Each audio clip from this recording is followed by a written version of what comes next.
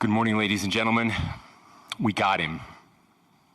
On the evening of September 11th, a family member of Tyler Robinson reached out to a family friend who contacted the Washington County Sheriff's Office with information that Robinson had confessed to them or implied that he had committed the incident. This information was relayed to the Utah County Sheriff's Office and scene investigators at Utah Valley University. This information was also conveyed to the FBI. Investigators reviewed additional video footage from UVU surveillance and identified Robinson arriving on UVU campus in a gray Dodge Challenger at approximately 8:29 a.m. on September 10th, in which he is observed on video in a plain maroon t-shirt, light-colored shorts, a black hat with a white logo, and light-colored shoes. When encountered in person by investigators in Washington County on September 12th, in the early morning hours, Robinson was observed in consistent clothing with those surveillance images. Investigators interviewed a family member of Robinson who stated that Robinson had become more political in recent years.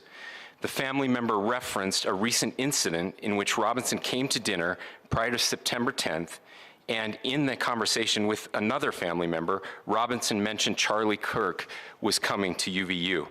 They talked about why they didn't like him and the viewpoints that he had.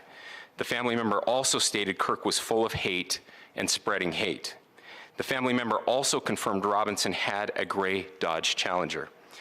Investigators identified an individual as the roommate of Robinson. Investigators interviewed that roommate, who stated that his roommate, referring to Robinson, made a joke on Discord. Investigators asked if he would show them the messages on Discord. He opened it and showed several messages to investigators and allowed investigators to take photos of the screen as each message was shown by Robinson's roommate.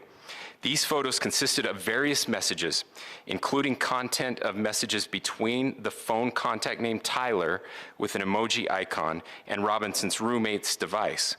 The content of these messages included messages affiliated with the contact Tyler, stating a need to retrieve a rifle from a drop point, leaving the rifle in a bush, messages related to visually watching the area where a rifle was left, and a message referring to having left the rifle wrapped in a towel. The messages also refer to engraving bullets and a mention of a scope and the rifle being unique. Messages from the contact Tyler also mentioned that he had changed outfits. I know there has been speculation as well as to the writing on those casings, those bullet casings, and I believe we have that as well. And I will share that with you now. So the area north of Campus Drive Road where the suspect crossed over, you saw some of that in the video that we released last night, consists of a grassy area with trees on the edge of the UVU campus. Investigators discovered a bolt-action rifle wrapped in a dark-colored towel. The rifle was determined to be a Mauser Model 98 30-06 caliber bolt-action rifle. The rifle had a scope mounted on top of it. Investigators noted inscriptions that had been engraved on casings found with the rifle.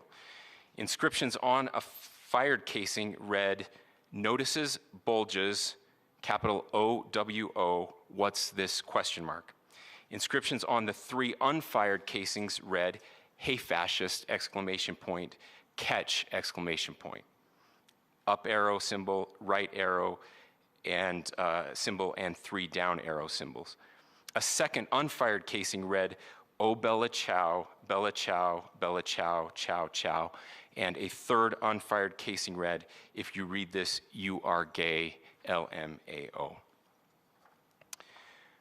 We are indebted to law enforcement across the state who has worked seamlessly together, local law enforcement, state law enforcement, and our federal partners with the Federal Bureau of Investigation. We're grateful for everyone who worked together in such a short amount of time to find this person and to bring justice. I want to thank the public who has been so engaged, reviewing videos, helping us with sending in tips, and helping us get to this point.